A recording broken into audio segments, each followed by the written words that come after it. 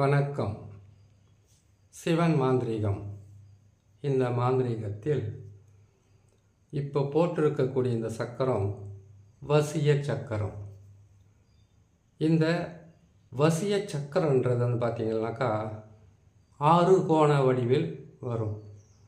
இது சிவனும் சக்தியும் சேர்ந்து இருக்கக்கூடிய ஒரு குறிய நமக்கு அடையாளப்படுத்தும், இல்லை தெரிஞ்சிக்க உதவியாக இருக்கும்.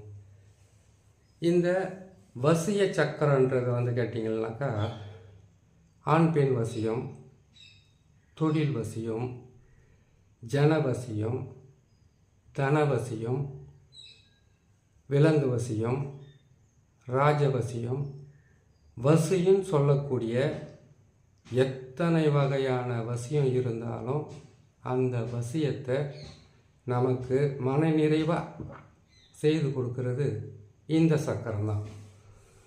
6 கோண சக்கரம் போட்டு அதுக்கு உள்ள அச்சாரங்களை மிகவும் துல்லியமாக போடணும். இது வசியம் மட்டும் செய்வதற்கு இந்த சக்கரம் பயன்படுமான்னு கேட்டிங்கன்னாக்கா மோகனமும் செய்யலாம்.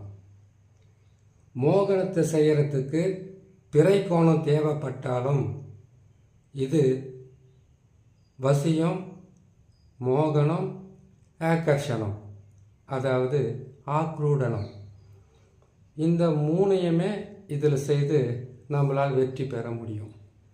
எதுக்காகன்னு கேட்டிங்கன்னாக்கா இந்த வசிய சக்கரத்தை வச்சு தான் நாம் ஆண் பெண் வசியம் செய்கிறது எப்படி, தொழில் வசியம் செய்கிறது எப்படி, மற்றபடி பல வகையான வசியங்கள் இருக்குது. அந்த வசியத்தில் எத்தனை வகையான வசியங்களை செய்யலான்றதை பார்க்குறோம்.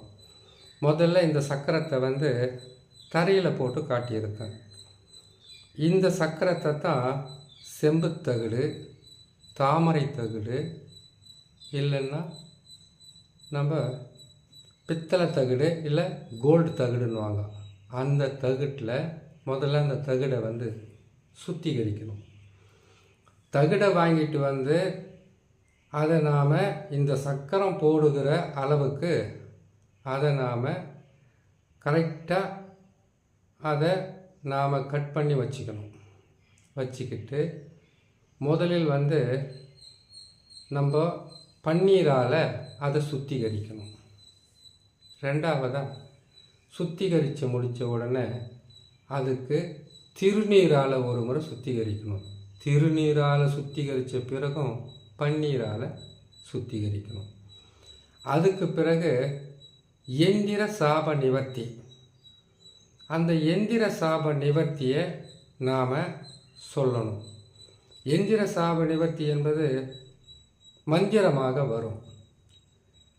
ஓம் எந்திரராஜய வித்மஹே மகாயந்திரய தீமஹே தன்னோ யந்திர பிரசோதயத்.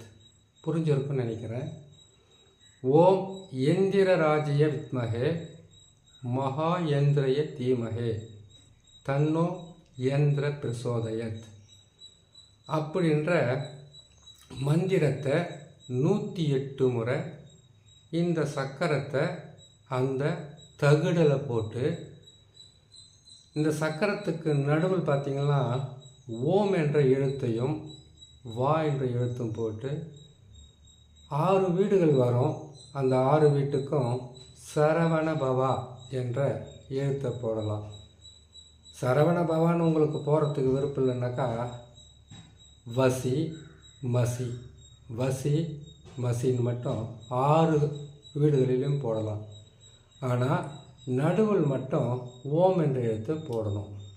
அதுக்கு பிறகு உள்ள 6 வீடுகள் வரும், மேலே 6 கோணங்கள் வரும். அந்த 6 கோணத்திலையும் ஓம் நமச்சிவாயா ஓம் என்ற எழுத்தை கரெக்டாக எழுதிடணும்.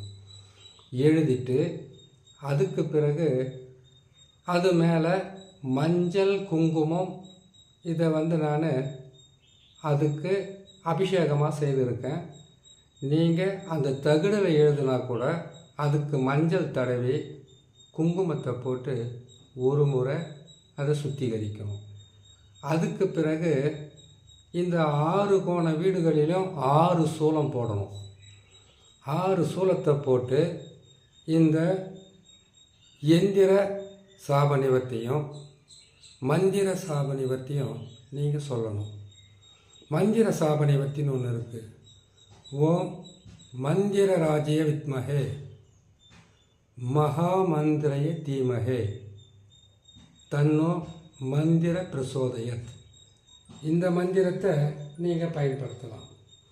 இந்த மந்திரத்தை பயன்படுத்துறதுனால ஒரு முறை சொல்லிட்டாவோ 2 முறை சொல்லிட்டாவோ 1000 முறை சொல்லிட்டாவோ இதுக்கு பலன் இருக்கிறதில்ல. ஒவ்வொரு முறையும் எந்திரங்களை எழுதும் போதும் அந்த எந்திர சாபநிவர்த்தி மந்திரத்தை நீங்கள் சொல்லணும்.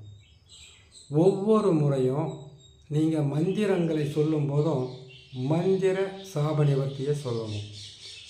எந்திர சாபநிவர்த்தி, மந்திர சாபநிவர்த்தி, பல வகையான சாபநிவர்த்தி மந்திரங்கள் இருக்குது. மாந்திரீகம் என்பது மறைமுகமாக ஒருவருக்கு நல்லது செய்வதும் மறைமுகமாக ஒருவருக்கு கெட்டது செய்வதும். ஆனால் நன்மைகளை செய்யக்கூடிய காலகட்டம் ஒன்று இருக்குது, கெட்டது செய்யக்கூடிய கால நேரம்னு ஒன்று இருக்குது. நல்லது செய்யணும்னா அதுக்கு நாள் குறிக்கணும். வெள்ளிக்கிழமை, புதன்கிழமை, வியாழக்கிழமை, திங்கட்கிழமை, அமாவாசை, பௌர்ணமி. இந்த நாளில் இந்த வசியத்தை செய்யலாம். மோகனத்தையும் சொல்லலாம், மோகனத்தையும் சொல்லி செய்யலாம். அதோடு சேர்த்து வசியம்னா என்ன? ஆண் பெண் வசியம், பல வசியம் சொல்லியிருக்கோம். மோகனம்னா தெரியாத ஒருத்தர், பழக்கமான ஒருத்தர், அவங்கள இவங்களோடு இணைப்பது தான் மோகனம். அது கணவன் மனைவியா அப்படின்னு கேட்டிங்கனாக்கா அது கணவன் மனைவி கிடையாது. ஏன்னு கேட்டிங்கனாக்கா ஒரு இடத்துல வேலை செய்கிறவங்களா இருக்கலாம், இல்லை வீட்டுக்கு பழக்கமானவங்க இருக்கலாம், சொந்தக்காரராக இருக்கலாம், நண்பர்களாக இருக்கலாம். அவங்கள ஒன்றாக இணைப்பது, மோகிக்க வைப்பது தான் மோகனம். ஆகர்ஷணம் என்பது, ஆக்ரூடன் என்பது கேட்டிங்கனாக்கா தெய்வங்களை, தெய்வ தேவதைகளை, ஆத்மாக்களை, துஷ்ட ஆத்மாக்களை நம்மளுடைய ஆசைக்கு, நம்மளுடைய ஆசைனா எல்லாருக்கும் கிடையாது, மாந்திரிகர்களுடைய ஆசைக்காகவும் அவர்களுடைய ஆசைகளுக்கு இணங்க வைக்க அந்த தெய்வ தேவதைகளையும் இறந்த ஆத்மாக்களையும் தன் வசப்படுத்தி கொள்வது தான் ஆக்ரூடனம். இந்த ஆக்ரூடனத்துக்கும் மோகனத்துக்கும் வசியத்துக்கும் இந்த சக்கரத்தையே பயன்படுத்தலாம். இந்த சக்கரத்துக்குள்ளே 6 வீடுகள் இருக்குன்னு சொல்லியிருக்கோம். ஓம் என்ற எழுத்து போட்டிருக்கோம். இந்த 6 வீடுகளாக இருந்தாலும் சரி, அந்த எங்கே இருந்தாலும் ஓம் என்ற எழுத்துக்கு பக்கத்தில் தான் யாரை வசியம் செய்யணும்னு நினைக்கிறோமோ அவங்களுடைய பேர், அம்மா பேர் வச்சு நாம் எழுதணும். எழுதி வசியமைய அதுக்கு தடவி அவங்களுடைய பேரையும் அவங்களுடைய அம்மா பேரையும், எந்த ஆண் எந்த பெண்ணை வசியம் செய்யணும் அவங்களுக்காக அவங்களுடைய பேரை அதில் எழுதி அந்த பேரை நாம் மந்திர சித்திகளால் அவங்களுக்கு இந்த எந்திரத்தில் எழுதி மந்திரங்களை பிரயோகம் செய்யணும். ஒரே மந்திரமாக இருக்காது. வசி வசி மசி மசி என்பது வசியத்துக்கு செய்வது. ஓம் வசி வசி மசி மசி என்பது மோகனத்துக்கு செய்வது.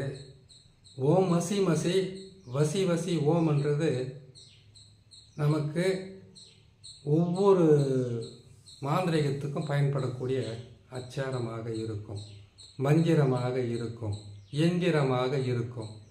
அந்த வகையில் இப்போ நாம் போட்டு இருக்கிறது வசியத்துக்காக. இன்னும் இந்த வசியத்தில் என்னெல்லாம் பொருளை வைக்கணும், எப்படியெல்லாம் பொருட்களை சேகரிக்கணும், எதையெல்லாம் செய்யணும், இது ஆணுக்கும் பெண்ணுக்கும் தொழிலுக்கும் ராஜ்யவசியத்துக்கும் பல வகையான வசியங்களுக்காக போட்டிருக்கோம். மற்றபடியெல்லாம் எந்தெந்த வசியம் எப்படி இருக்குன்றதை பொறுமையாக ஒவ்வொரு பதிவாக நாம் சொல்லிக்கிட்டே வரோம். கேட்டு பயன்பெறுங்க. எப்போவுமே ஒரு மாந்திரிகத்தை பயன்படுத்தணுன்னா அடிப்படையிலிருந்தே நீங்கள் போனால் தான் உங்களுக்கு மிகவும் உதவியாக இருக்கும். இதை செய்யும்போது உங்களுக்கு ஒரு மன நிறைவும், செய்து கொடுத்த எந்த விதமான மாந்திரிகமாக இருந்தாலும் உடனுக்குடனாக பலிதம் வரன்றதுக்காகத்தான் இவ்வளவு தெளிவாக சொல்கிறோம். பாருங்கள், கேளுங்க, பயன்பெறுங்க. இன்னொரு பதிவில் உங்களை நான் சந்திக்கிறேன். நன்றி.